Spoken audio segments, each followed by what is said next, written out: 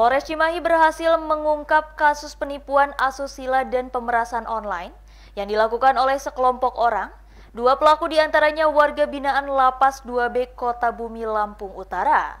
Ketiga pelaku berhasil memeras sejumlah uang kepada korbannya sebesar 30 juta rupiah, di mana korban sempat melakukan transfer sebesar 50 juta rupiah sebelum korban melapor ke polisi. Beginilah video detik-detik penangkapan yang dilakukan oleh anggota Satreskrim Polres Cimahi yang dilakukan di Lapas Kota Bumi, Lampung Utara. Kasus penipuan yang dilakukan oleh sekelompok orang, dua diantaranya adalah warga binaan Lapas 2B Kota Bumi, Lampung Utara.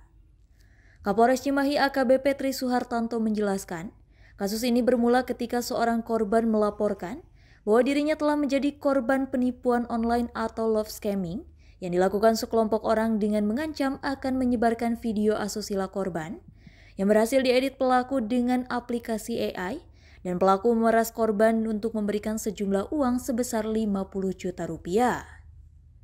Setelah korban Resya Eriana Putri memberikan uang sebesar 30 juta rupiah, pelaku masih mengancam akan menyebarkan video tersebut.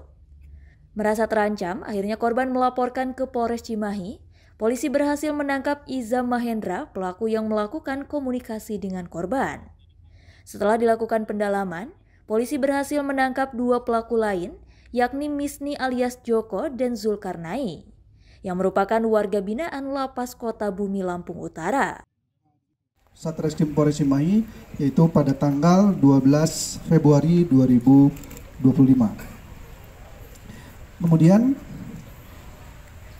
adapun kejadian tersebut itu dimulai pada tanggal 8 Februari 2025.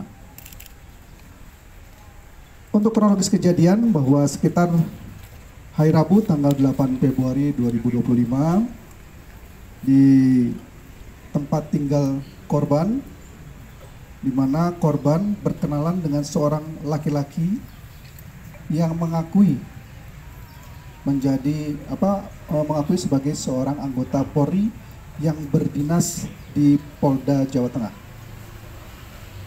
di mana korban dengan pelaku itu berkenalan melalui aplikasi Tinder. Kemudian melanjutkan berkomunikasi via chat WhatsApp. Setelah saling mengenal, kemudian pelaku melakukan panggilan video call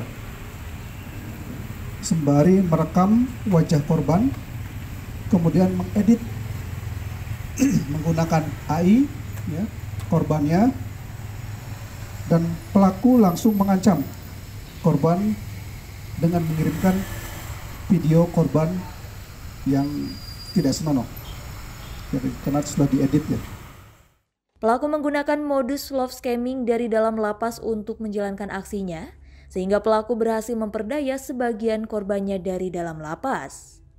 Pelaku menggunakan aplikasi Tinder untuk mencari korban, dan pelaku mengaku sebagai anggota polisi, serta meminta korban untuk melakukan video call seks. Pelaku kemudian meminta korban untuk mentransfer uang kepada pelaku.